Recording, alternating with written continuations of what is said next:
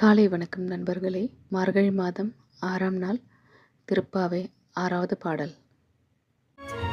உள்ளும் சிலம்பினகான் புல்லரையன் கோயிலில் வெள்ளை வெளிச்சங்கின் பேரரவம் கேட்டிலையோ பிள்ளாய் எழுந்திராய் பேமுலை நல்ஜுண்டு கள்ளச்சகடம் கலக்கழிய காலோச்சி வெள்ளத்தரவில் துயிலமர்ந்த வித்தினை உள்ளத்து கொண்டு முனிவர்களும் யோகி